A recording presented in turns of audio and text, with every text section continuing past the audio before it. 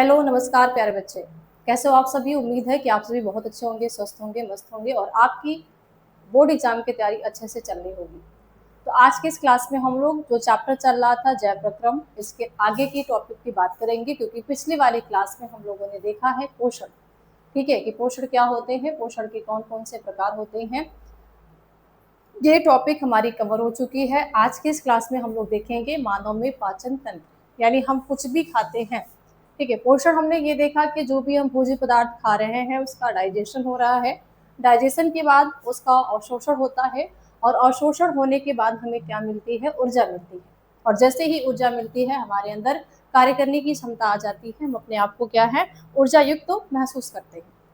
तो ये हमें हमारे शरीर में या स्पेशली मनुष्य के शरीर में भोजन कैसे पचता है, कैसे उसका अवशोषण होता है और कहाँ से ऊर्जा मिलती है, जिसके द्वारा हम अपने आप को क्या महसूस करते हैं कि हम क्या है, ऊर्जा युक्त है।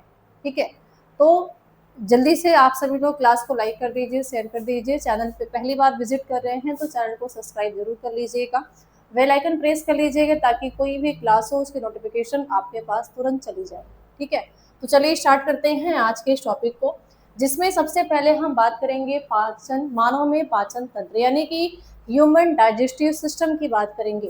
ठीक है, तो ह्यूमन डाइजेस्टिव सिस्टम क्या है, हम कहते हैं कि मुख से लेके, ठीक है, मुख से लेके गुदाद्वार तक जितने भी हमारे ऑर्गन्स पाए जाते हैं या जितने भी अंग पाए जाते हैं उनको कहते हैं मानव का पाचन तंत्र। ठीक है, तो मानव पाचन तंत्र की बात करी जाए, सबसे पहले आपने यहाँ पे याद रखना है कि मानव पाचन तंत्र एक जटिल प्रक्रिया है। यानी जटिल मतलब ये सिंपल नहीं है, इनमें समय लगता है, टाइम लगता है और टाइम के साथ साथ क्या है, एक जटिल है, यानी कि ये आसानी से होने वाली क्रिया नहीं है। तो मनुष्य में जो पाचन है, पाचन एक प्रकार का जटिल प्रक्रिया होती है। ऑब्जेक्टिव क्वेश्चन आपसे पूछा जा सकता है कि मनुष्य में पाचन जो होता है ये किस तरीके की क्रिया है, तो आपने याद रखना है कि ये क्या होती है, जटिल होती है। ठीक है, जो भोजन की पोषक तत्वों में तोड़कर ऊर्जा और वृद्धि और कोशिका के मरम्मत के लिए अवशोषित करती हैं। अब इनका काम क्या होता है हमारे डाइजेस्टिव सिस्टम को, कि ये पोषक तत्वों को तोड़ के, यानी हम जो भी भोजन खाते हैं, जैसे भोजन में हम प्रोटीन वाली चीज खाते हैं, भोजन में हम वसा वाली चीज को खाते हैं, भोजन में हम कार्बोहाइड्रेट वाली चीज को खाते हैं। ठीक है, जैसे एग्जाम्पल दाल, चावल, रोटी। ठीक है, तो दाल क्या है, प्रोटीन वाली चीज हो गई, चावल क्या हो गया, कार्बोहाइड्रेट वाली चीज हो गई। अब अगर हम कोई ऑयली चीज लेते हैं, जैसे तेल का यूज करते हैं, घी का यूज करते हैं, तो ये क्या हो गया, वसा वाली चीज होगी। तो अगर हम दाल खा रहे हैं, रोटी खा रहे हैं, है ना, चावल खा रहे हैं, कोई ऑयली पदार्थ ले रहे हैं, तो ये सारे के सारे क्या है, जटिल है। इनको तोड़ने का काम क्या है, हमारे शरीर के अंदर बहुत सारी ग्लैंड्स पाई जाती हैं, वो सारे ग्लैंड्स क्या करती हैं, इनको ब्रेक करने का या इनको तोड़ने का काम करती हैं। तो यहाँ पे पाचन का एक काम है कि पोषक पदार्थों को, यानी प्रोटीन से हमें पोषण मिलेगा। ठीक है, वसा खाएंगे तो हमें पोषक तत्व मिलेगा, अगर हम कार्बोहाइड्रेट वाली चीज खा रहे हैं तो भी हमें पोषक तत्व मिलेगा। तो इसका काम है, इसको क्या करना है, तोड़ना है, तोड़कर ऊर्जा बनाना है और ऊर्जा जब मिलेगी तो हमारे शरीर की वृद्धि होगी, बाकी जो हमारी नष्ट सेल्स होंगी, नष्ट कोशिकाएं होंगी, उनका मरम्मत होने का भी कार्य होता है। तो ये होता है पाचन। ठीक है, मानव पाचन तंत्र जो होता है मुख से लेके कहाँ तक, मुख से लेके गुदाद्वार तक फैला रहता है।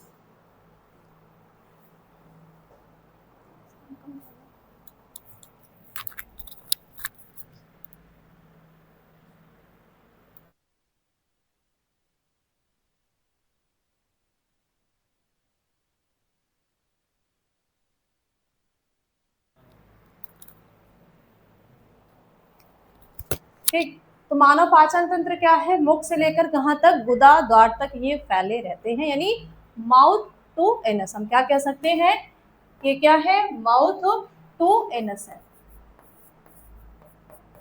ठीक है, माउथ टू एनस, तो यानी ये मुख से लेकर गुदाद्वार तक क्या करते हैं, ये फैले रहते हैं। कौन, मानव पाचन तंत्र। मानव पाचन तंत्र की क्रिया की बात करते हैं, यहाँ पे कई सारे आपके प्रोसेस पाए जाते हैं, जिसमें से एक होता है अंतःग्रहण, फिर पाचन और शोषण, स्वांगीकरण और फिर मल त्याग। ठीक है, जैसे एग्जाम्पल हमने क्या किया, भोजन लिया। एग्जाम्पल की बात करते हैं कि हमने क्या किया भाई, भोजन को लिया। कोई भी भोजन है, ये कोई भी खाद्य पदार्थ है, इस भोजन को हमने कहाँ लिया, मुख में। ठीक है, मुख में डाला। मुख में क्या पाए जाते हैं, दांत। दांतों ने क्या किया, इसको पीस दिया। ठीक है, दांत पीसने के बाद लार ने क्या किया, लार इसको क्या करती है भाई, चिकना बनाती है। लार क्या करेगी, चिकना बनाएगी। चिकना के बाद इसको हम क्या है करेंगे, निगल लेंगे। ठीक है, निगल लेंगे। निगलने के बाद ये भोजन कहाँ जाएगा भाई, कंठ से होते हुए ग्रास नली में।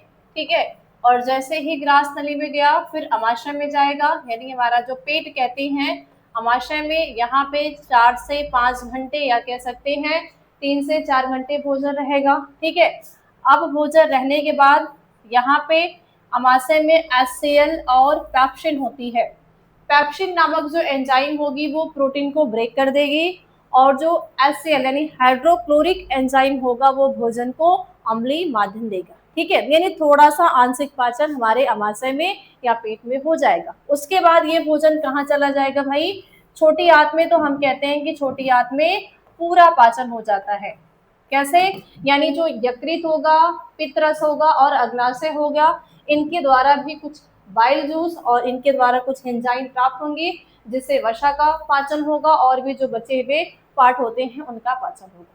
फिर उसके बाद ये भोजन कहाँ चला आएगा, बड़ी आंत में। बड़ी आंत में बचे हुए जो खनिज होते हैं और जल होता है उनका क्या होगा, अवशोषण होगा। और जब सारी चीज अवशोषण हो जाएगा तो जो शेष बचा हुआ भाग होगा वो कहाँ पे आएगा भाई, ये आएगा मल द्वार के पास। ठीक है, रेक्टम में। और फिर समय समय पे मल द्वार के थ्रू हम क्या करेंगे, इसको बाहर पास आउट कर देते हैं। तो ये पूरी संरचना है, यहाँ से यहाँ तक की पूरी कैविटी को हम कहते हैं आहार नाल कहते हैं। क्या कहते हैं, आहार नाल। और आहार नाल को बोला जाता है एलिमेंट्री कैनाल। तो आहार नाल क्या है, मुख से लेकर, ठीक है याद रखना, मुख से लेकर गुदा, ठीक है, गुदा द्वार तक की जितनी भी संरचनाएं पाई जाएंगी वो सारे क्या है, आहार नाल के अंतर्गत ही आती हैं। यानी कि मुख, दांत, लार, ग्रास नली, अमाशय, ठीक है, छोटी आंत, बड़ी आंत, मलद्वार, ये सारे के सारे क्या हैं, एलिमेंट्री कैनाल के अंतर्गत शामिल होते हैं। ठीक है, समझ में आ गया। अब चलते हैं आगे, थोड़ा सा देख लेते हैं। अब ये हमारे पास क्या है, मनुष्य का पाचन तंत्र। ठीक है, इस तरीके से हमारे अंदर क्या है, इस तरीके का ही पाचन तंत्र मिलता है। लेकिन भाई हमारे ऊपर क्या स्किन है, स्किन से सारी चीजें ढकी हुई है, हम इसको देख नहीं पाते हैं, लेकिन अंदर से कुछ इस तरीके का ही है। ठीक है, अब यहाँ पे ये पार्ट कौन सा है, ये पार्ट आपको दिखाई दे रहा है माउथ वाला। ठीक है, माउथ मतलब मुख हो, और यहाँ पे है स्लाइवरी ग्लैंड्स, यानी कि स्लाइवरी ग्लैंड्स मीन्स होता है लार ग्रंथि। ठीक है, लार ग्रंथि होती है। लार ग्रंथियों का काम होता है भाई लार को बनाना। और हम कहते हैं कि एक दिन में 1 लीटर लार, 1 से 1.5 लीटर लार हमारे मुख में बनती है, लेकिन हमें पता नहीं चल पाता है। ठीक है, फिर यहाँ पे है ओइसोफेगस, जिसको कह रहे हैं कि क्या है भाई, ग्रास नली है। ठीक है, ग्रास नली है। यहाँ पे भाई स्टमच यानी कि अमाशय की बात हो रही है। ठीक है, पैनक्रियाज यानी अग्नाशय। ठीक है, पैनक्रियाज हो गया। ठीक है, जिसको हमने क्या कहा, अग्नाशय। ठीक है, जो इंसुलिन हार्मोन्स का स्रावण करता है, इसके साथ साथ कुछ एंजाइम बनाने का भी काम करता है। यहाँ पे लार्ज इंटेस्टाइन का मतलब हो गया बड़ी आंत की बात हो रही है। ठीक है, स्मॉल की बात हो गई मतलब छोटी आंत है। स्मॉल को ही क्या कहते हैं, छोटी आंत। गाल ब्लैडर मतलब पित्ताशय। पित्ताशय यानी जो पित्त रस को रिलीज करता है। लीवर का मतलब होता है यकृत। ठीक है, अपेंडिक्स, जो हम कहते हैं ना भाई कि कभी कभी हमारे पेट में दर्द होता है ना, अपेंडिक्स वो होता है, यहाँ पे संरचना पाई जाती है। इनका होना ना होना कोई मतलब नहीं है। ठीक है, अगर है तो भी दिक्कत नहीं है, नहीं है तो भी दिक्कत नहीं है। हाँ, कभी कभी जब इसकी साइज बढ़ जाती है तो फिर पेट में दर्द होता है, तो ऑपरेशन के थ्रू हम इसको क्या करते हैं, बाहर निकालते हैं। फिर बात करते हैं रेक्टम की। यहाँ पे ही जो बचा हुआ अपशिष्ट भोजन होता है, मतलब जितना पोषक तत्व लेना होता है, लेने के बाद बचे हुए अपशिष्ट यहाँ पे रेक्टम में यानी कि मलाशय में स्टोर हो जाते हैं, फिर समय समय पे एनस द्वार के थ्रू यानी कि जो मल द्वार होता है उनको थ्रू क्या करते हैं, बाहर पास आउट करते हैं।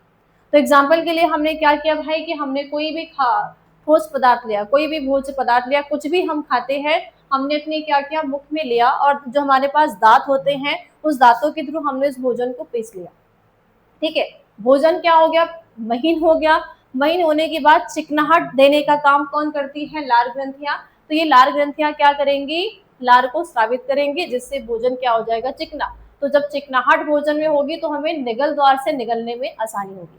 तो जैसे ही हमने भोजन को इस निगल द्वार से निगला तो ये कहाँ चली आई, ग्रास नली में। और ग्रास नली का एक ही काम होता है कि वो भोजन को लाके कहाँ कर दे भाई, अमाशय में लाए। अमाशय में जो भोजन होता है नॉर्मली हम कहेंगे 3 से 4 घंटे या फिर कह सकते हैं 4 से 5 घंटे यहाँ पे ये रहेगा।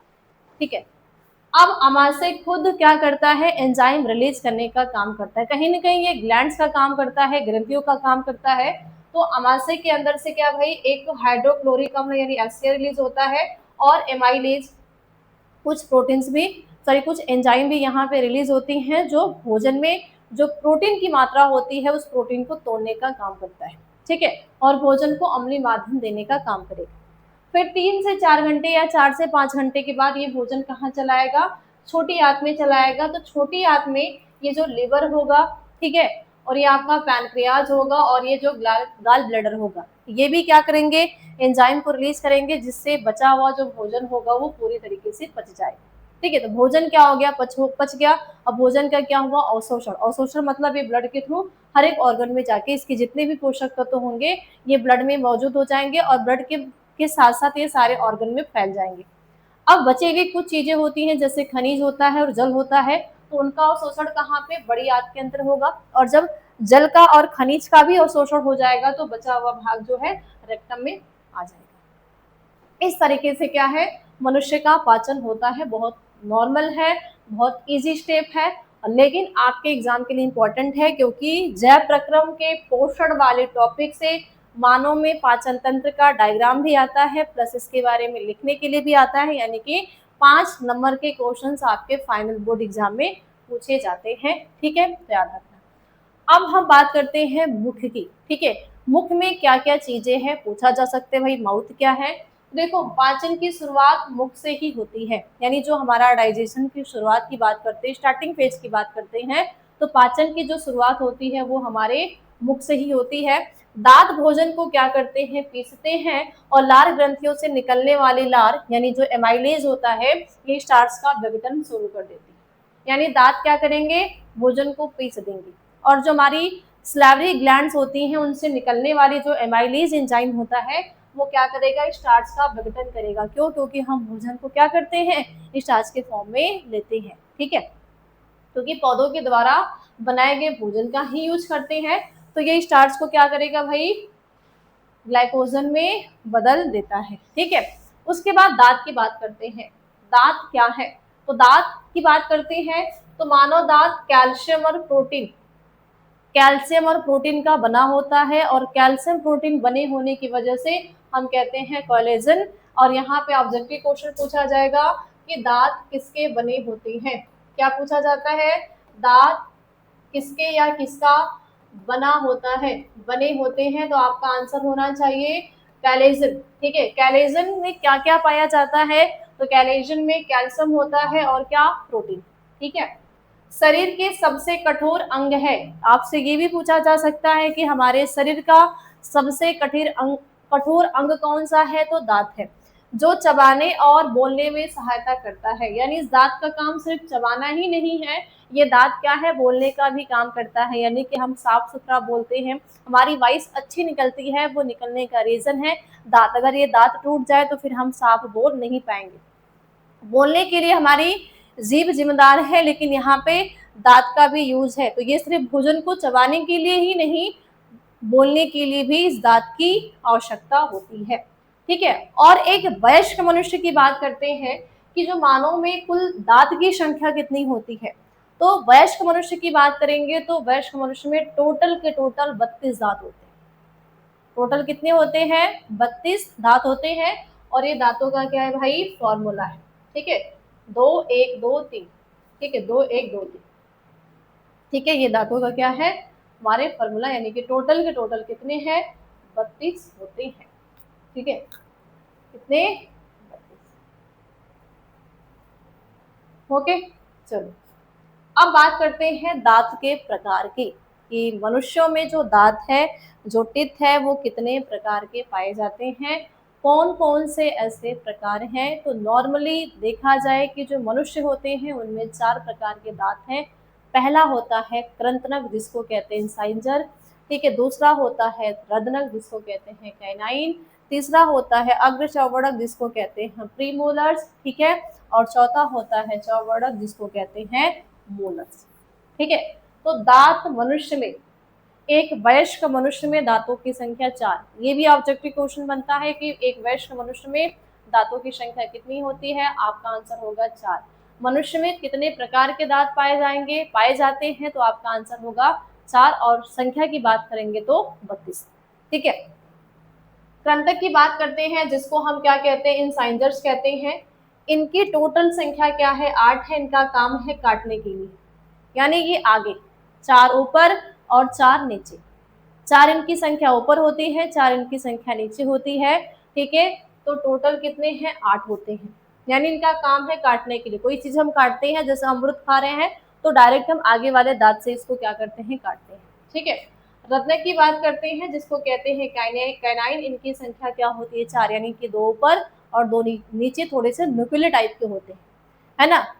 आगे वाले दांत के अपेक्षा ये साइड वाला जो दांत होता है थोड़ा सा नुकीला होता है, इसलिए फाड़ने और चिढ़ने का काम करता है। नुकीलेपन की वजह से ही ये क्या करते हैं चिढ़ डालते हैं, फाड़ देते हैं। जैसे कुत्ते का दांत क्या होता है नुकीला होता है, और उस नुकीले की वजह से ही वो किसको, जंतु के मांस को, कोई भी पशु होता है उसको दांतों से क्या करता है चिढ़ फाड़ के खा जाता है। ठीक है, तो इनका काम क्या है, यानी जो कैनाइन होता है वो नुकीला होता है, जिससे ये फाड़ने का चिढ़ने का काम करेगा। थर्ड आता है आपका अग्र चवड़क जिसको कहते हैं प्रीमोलर्स। इनकी भी संख्या 8 है, यानी कि 4 ऊपर है 4 नीचे है। ठीक, इनका काम है चबाने का, यानी जब हम भोजन को चिड़ लेते हैं, फाड़ लेते हैं, काट लेते हैं, तो बात आती है चबाने की। तो चबाने का काम कौन करेगा, ये प्री अग्र चौवर्णक ही करता है। अग्र चौवर्णक के बाद आता है चौवर्णक जिनकी संख्या 12 होती है। अब इनका काम होता है भोजन को पीसना, यानी एकदम महीन बना देना। तो एकदम महीन बनाने का काम, पीसने का काम किसका है भाई, चौवर्णक का। इनको हम अक्लदाड़ भी कहते हैं। तो क्वेश्चन पूछा जा सकता है कि मनुष्यों में अक्लदाड़ किसको कहते हैं, तो मनुष्य में जो चौवर्णक वाला दांत होता है जिनकी संख्या 12 होती है, इनको हम क्या कहते हैं, अक्लदाड़ कहते हैं।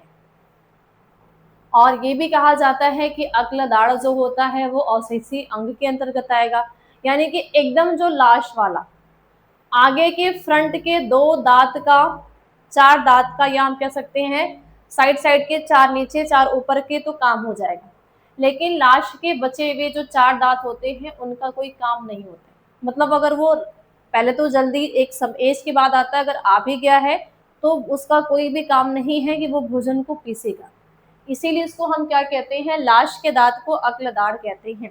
यानी 28 तक तो है तो ठीक है, लेकिन 29वां, 30वां, 31वां, 32वां का होना ना होना कोई मतलब नहीं है। इसीलिए क्या कहेंगे, अक्लदाड़, यानी ये अवशेषी अंग का एग्जाम्पल होता है। जैसे हमने अभी अपेंडिक्स की बात करी कि मनुष्य में जो पाए जाने वाला अपेंडिक्स होता है, ये क्या है, अवशेषी अंग का उदाहरण है। क्यों, क्योंकि इनका होना न होना कोई फर्क नहीं है तो कोई दिक्कत नहीं है, और अगर नहीं है तो भी कोई दिक्कत नहीं है। हाँ, लेकिन अगर उसमें कोई प्रॉब्लम हो जाएगी, कोई दिक्कत हो जाएगी, तो प्रॉब्लम है, तो उसको ऑपरेशन करके या तो निकलवा लें या फिर दवा करके इसको ठीक कर लें। ठीक, अब हम बात करते हैं आगे। ठीक, तो ये तो हो गई मुख की बात, यानी कि मुख में क्या है, लार ग्रंथियां हैं, यानी लार ग्रंथियां यानी जीभ में ही। जीभ, जीभ के लिए आपको एक ही चीज याद रखना है भाई कि जीभ है स्वाद लेने के लिए, यानी खारापन, मीठा, खट्टा, तीखा जो भी हमें फील होता है, जो भी महसूस होता है, उसका काम है जीभ। और जीभ का भी काम है बोलने के लिए, है ना, ये बोलने के लिए कामगर होती है। अब आती है बात ग्रास नली के जिसको कहते हैं ओइसोफेगस। ओइसोफेगस का एक ही काम है कि ये भोजन को, यानी मुख में हमने जो भोजन लिया, दांतों से इसको काटा, फिर इसको पीसा, पीसने के बाद लार में ये एकदम चिकना हो गया, तो चिकना के बाद जब भोजन ग्रास नली में आता है, तो ग्रास नली का एक ही काम है कि इस भोजन को कहाँ पे लेके जाना है, अमाशय यानी कि पेट में पहुंचा देना। तो ग्रास थली का एक ही काम है, भोजन को क्या करना, अमाशय में पहुंचाने का काम हो जाता है। अब उसके बाद आता है अमाशय। ठीक है, तो अमाशय में जो हमारा भोजन है वो कुछ घंटों तक रहता है। नॉर्मली घंटे की बात करते हैं तो 4 से 5 घंटे तक, 4 से 5 आवर्स तक क्या करेंगे, भोजन अमाशय में रहेगा। अब इस अमाशय में HCl, जिसको क्या कहते हैं, हाइड्रोक्लोरिक अम्ल, क्या बोला जाता है, हाइड्रोक्लोरिक अम्ल कहते हैं। तो ये हाइड्रोक्लोरिक अम्ल क्या करता है, कैसा होता है भाई, एसिड, क्योंकि अम्ल है तो मतलब ये अम्लीय माध्यम है, इनका पीएच मान 7 से कम होगा, तो ये भोजन को क्या देगा, एसिडिक नेचर देगा। क्या देगा, एसिडिक नेचर, या फिर हम कह सकते हैं कि ये भोजन को अम्लीय माध्यम प्रदान करेगा। यही नहीं, इसमें एंजाइम भी रिलीज होती है और उस एंजाइम का नाम है पेप्सिन। तो आपसे पूछा जा सकता है कि अमाशय के द्वारा कौन सी एंजाइम रिलीज होती है, याद रखना है पेप्सिन। पेप्सिन का काम क्या होता है, तो प्रोटीन को तोड़ना, यानी ये प्रोटीन को तोड़ते हैं। जो जितने भी हम प्रोटीन वाले चीजों को खाते हैं वो हमारे अमाशय में ही ब्रेक होने का काम करता है। कौन तोड़ता है, पेप्सिन तोड़ता है। तो 3 से 4 घंटे या 4 से 5 घंटे भोजन अमाशय में रहेगा, वहां पे पेप्सिन क्या करेगा, प्रोटीन को पूरी तरीके से तोड़ देगा और भोजन को अम्लीय माध्यम देगा। फिर उसके बाद जो भोजन है वो धीरे धीरे कहाँ चलाएगा, हमारी छोटी आंत में। ये छोटी आंत सबके अंदर पाई जाती है, क्योंकि आंत 2 प्रकार की, एक छोटी आंत एक बड़ी आंत, तो सबके अंदर छोटी आंत भी है, बड़ी आंत भी है। तो जैसे ही भोजन अम्लीय माध्यम वाला जो भोजन कहाँ पे, छोटी आंत में आएगा, तो यहाँ पे इनका पुड़, पुड़ का मतलब होता है पूरी तरीके से डाइजेशन हो जाएगा। ठीक है, और यकृत से पित्त रस और वसा का, यानी पित्त से वसा का पाचन, यानी जो यकृत से निकलने वाला रस है और पित्त से निकलने वाला जो रस है वो क्या करते हैं, वसा के पाचन का काम करते हैं। और अग्नाशय से अग्नाशय रस निकलता है और यहाँ पोषक तत्वों का अवशोषण होता है। यानी कि जब भाई प्रोटीन का पाचन हो जाएगा, वसा का पाचन हो जाएगा, कार्बोहाइड्रेट का पाचन हो जाएगा, यानी जो भी हमने भोजन खाया उस भोजन का पाचन पाचन हो जाएगा, तो हमें मिलेगा पोषक तत्व, तो उस पोषक तत्व का अवशोषण होगा। अवशोषण मतलब क्या होगा भाई, कि जितने भी पोषक तत्व होंगे वो ब्लड के माध्यम से हर एक ऑर्गन में क्या होंगे, फैल जाएंगे, यानी इनका ट्रांसफर, इनका जो फैलाव होगा वो सारे के सारे ऑर्गन में चला जाएगा। ठीक है, वो क्या होंगे, वो फैल जाते हैं। ठीक है, और उसके बाद आती है बड़ी आंत, जिसको कहते हैं लार्ज इंटेस्टाइन। ठीक है, तो लार्ज इंटेस्टाइन तो शेष जल व खनिजों का अवशोषण करती है, यानी थोड़े बहुत जल का और खनिज का, क्योंकि छोटी आंत में खनिज का और जल का पूरी तरीके से डाइजेशन नहीं हो पाता है, तो बचा हुआ शेष आंशिक जो भोजन जब कहाँ पे, बड़ी आंत में आता है, तो वहाँ पे जल का अवशोषण पूरी तरीके से हो जाता है। ठीक है, और खनिजों का अवशोषण भी क्या है, पूरी तरीके से हो जाता है। फिर बचा हुआ जो अपशिष्ट पदार्थ होता है वो कहाँ जाएगा, मल द्वार में, यानी कि अपचित भोजन को शरीर से बाहर निकालता है।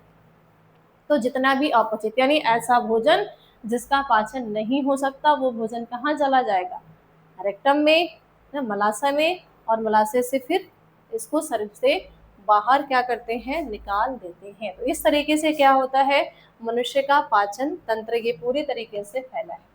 ठीक है, और यहाँ पे क्या है, आपके सहायक ग्रंथियां हैं, एक तो आहार नाल है और कुछ कुछ यहाँ पे ग्लैंड्स भी मिलती है।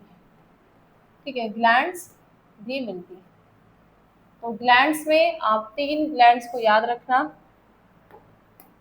लार ग्रंथियां हैं। ठीक है, यहाँ पे लार ग्रंथियां पाई जाती हैं। ठीक है, और यहीं पे यकृत है। ठीक है, और फिर अग्नाशय है और पित्ताशय, पित्ताशय।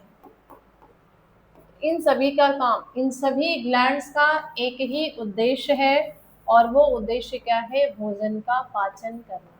क्या करना, भोजन के पाचन में मदद करना। क्यों, क्योंकि ये एंजाइम को रिलीज करती हैं और यही एंजाइम क्या करते हैं, भोजन को डाइजेस्ट कर देते हैं। ठीक है, क्या करते हैं, भोजन को डाइजेस्ट कर देते हैं। तो ये आज के इस क्लास में आपका 5 नंबर क्या हो गया, 5 नंबर कंप्लीट, क्योंकि क्वेश्चन पूछा जाएगा मानव पाचन तंत्र का।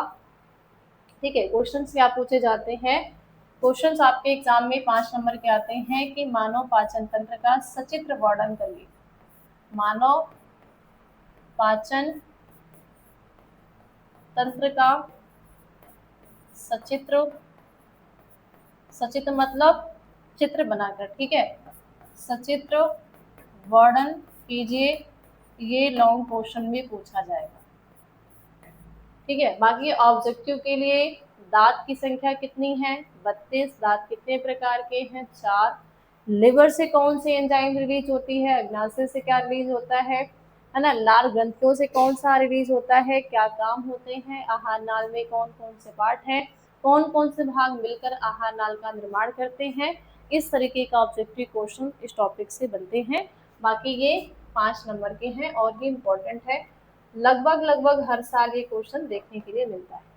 1-2 साल ही ऐसा होता है कि आपके बोर्ड एग्जाम में ना आए, वरना ये पाचन तंत्र आता है। तो इतना आप लिखोगे, छोटी छोटी लाइन आप लिखोगे और उसके बाद आप इसका डायग्राम बना लोगे, ठीक है। तो बस आज के लिए इतना ही, मिलते हैं हम लोग अगले क्लास में इस चैप्टर के अगले टॉपिक के साथ।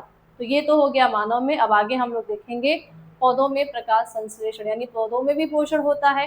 तो पौधों में पोषण करने के लिए प्रकाश संश्लेषण की क्रिया होती है, क्योंकि उनके अंदर वो क्षमता होती है, वो स्वपोषी होते हैं, वो अपने भोजन को खुद बना लेते हैं, वो दूसरे पे डिपेंड नहीं रहते हैं। तो भोजन बनाने की कैपेसिटी उनके अंदर है, वो भोजन अपना खुद बना सकते हैं। तो आगे की जो टॉपिक होगी वो प्रकाश संश्लेषण की टॉपिक होगी, ठीक है।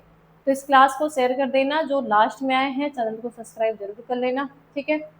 और कोई भी दिक्कत परेशानी होगी तो कमेंट सेक्शन में कमेंट कर सकते हैं।